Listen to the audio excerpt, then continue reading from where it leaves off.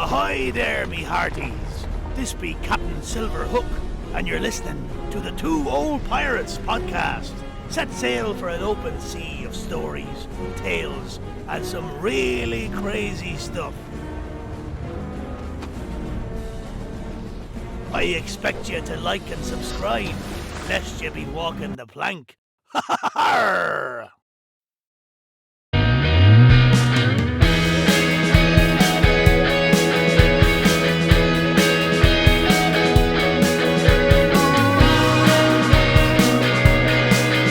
Hello, everybody, and welcome to podcast 59. I hope everybody's doing very, very well out there.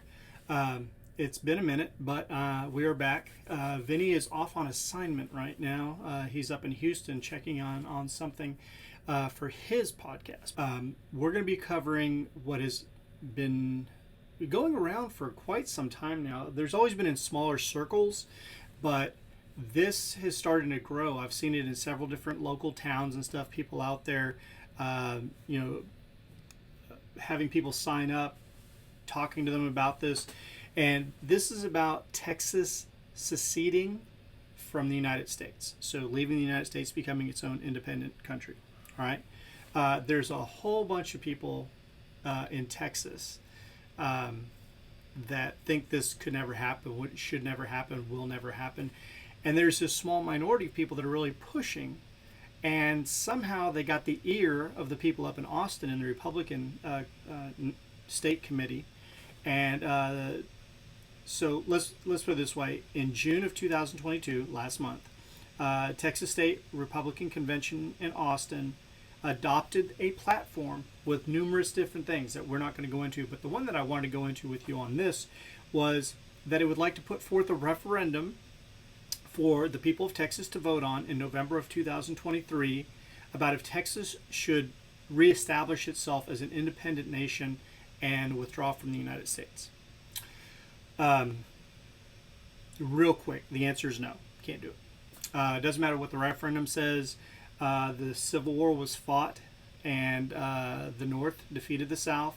And after that, the federal government, the United States, stipulated that states cannot legally leave the Union. They can't leave. So during the Civil War, although you had all these southern states secede, and we had a civil war that killed 750,000 Americans, 2% of the population died. Legally, they were still seen as states. I know that might sound peculiar because you're saying, well, they left. Yeah, but the deal is the United States never looked at them as anything other than a state that was misbehaving. Let's put it that way. All right. So the answer to this entire podcast is no. Texas can't do it. All right. Texas can't do it.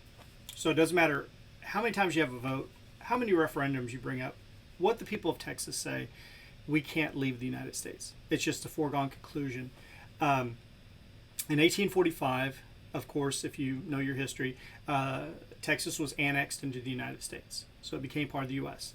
And then 16 years later, in 1861, Texas voted to leave the United States during the Civil War. All right.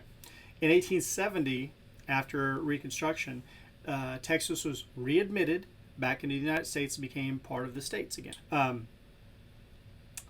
So in 1869, there's a Supreme Court case when they were talking about all these different states coming back in. And the Supreme Court came up and they said that in Texas versus White, that was the Supreme Court case, individual states do not have the right to secede legally, so you can't. Just can't. So that was way back in the 1860s. So for people that are talking about putting something on a referendum in 2023, it's bogus. It's not going to happen. It can't happen.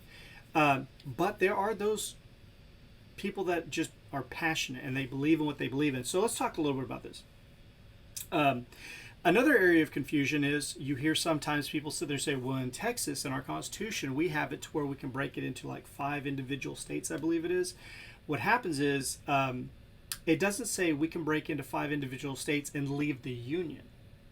It just says inside the state of Texas, we could break it up into 5 individual states, which still would not be recognized by the United States due to the fact that the only people that can go ahead and say what is a state and what is not a state is Congress. So Congress would have to allow the new 5 partitions of the state of Texas that are new small little states to officially become our 51st, 52nd, 53rd, 54th, and 55th states. All right. So Texas can say all they want, but it's not going to be legitimately looked at as legal. All right. So that's the other thing. There's some confusion with some Texans about what they can and can't do, and there's a whole bunch of bravado, but there's not much legality behind it. All right. So I hope that I'm not boring you in any way, but this is a big deal to actually put it on the to put out a referendum to the people of my state of Texas that, hey, if you don't like the way things are going in Washington or something, you think we can do things better, let's vote to leave. It's a bad idea at best, and it's a horrible idea at worst. So what would happen if the referendum passed and they said, we just want to be an independent nation again? Well, there's 49 other states in this thing called the United States, and the United States federal government is not going to be too happy with that. So I'm going to go down a list of some of the things that would happen almost immediately if Texas ever decided to rear its head up and say, we're going to just go ahead and leave physically, and we'll do it by force if we have to, because remember, legally they can't do any of this. Legally they can't. So it would have to be by force. And we know that Texans love their guns, and we understand the Second Amendment, and trust me, I'm a Texan. But I think fantasy and reality are something that we have to go ahead and discuss here. So let's see what would happen. We're going to call it TEXIT instead of Brexit like over in Europe. We're going to call this TEXIT because Texas wanting to exit, right? Okay, now you would have a southern country called Mexico that a lot of the land in the south part of Texas belong to. And you're going to have to defend yourself against their full military, their Air Force, their Navy, their Army, their Marines. And you might sit there and say, well, we got a lot of Texans with a lot of guns. We can do that. We can go ahead and take care of ourselves on the southern border. There's no way that this full country could take over our country because it's such a large state and there's so many people here. But you're going to have to use mostly your weapons that you'd keep at home, because on the day that you secede, all those, what do we call them? Oh, military bases, they would be shut down and no Texans would be able to use them. So all the tanks and the planes and the bullets and the missile, everything that goes on to a base, and all those federal soldiers would now be locked in to protect the base, or they'd be shipped out immediately. So the base would be useless. So yeah, you're not going to use the military on the southern border against Mexico. But then you have to also think, well, that's a border, and we've been talking about having to secure the border. How are you going to secure the border now? How are you going to do that? For those of you that want to do this.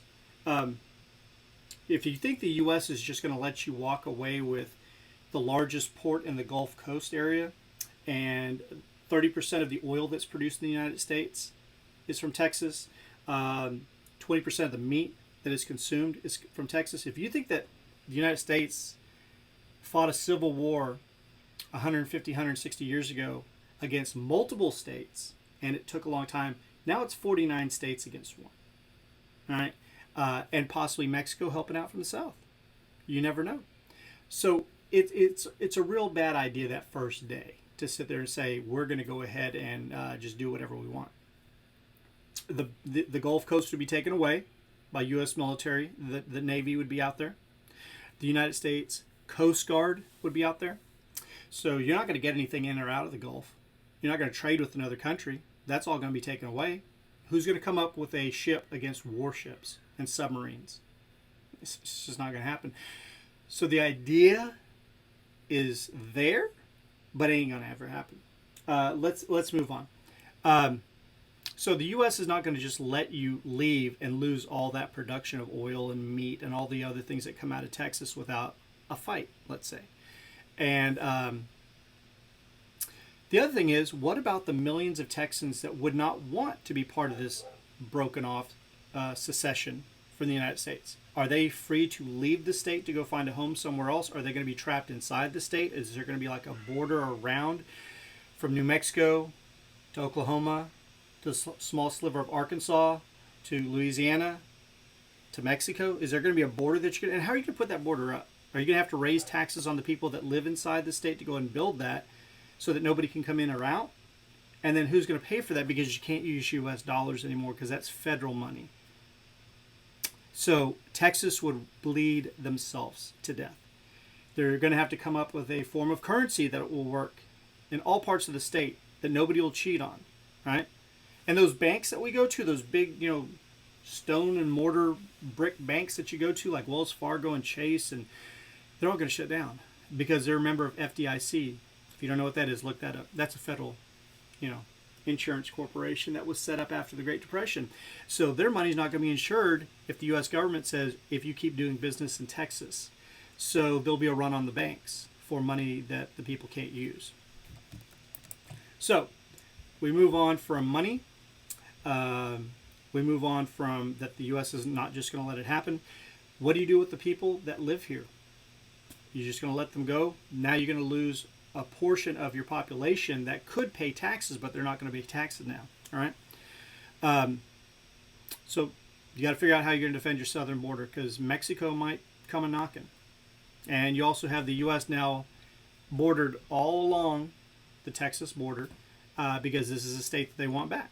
So you might put up a little bit of a fight there. So the border agents are all gone. So you're not going to be able to see who's coming in or who's going out. ICE agents, they're not going to be able to check anything for you because those are all federal agents. So they're going to be gone. You're saying, well, we grow a lot of crops and, maybe we could make deals with Mexico. It's fine. Mexico is not a very wealthy country. So I don't know how much money they'd be able to pump into your economy. What about all the senior citizens that receive their monthly Social Security check? Well, first off, that would be shut off so they wouldn't get their monthly pay anymore that they worked for all those years because you've decided to leave the United States government that pays them their money back. And then the money wouldn't be worth anything because, once again, you couldn't use the money in the state of Texas.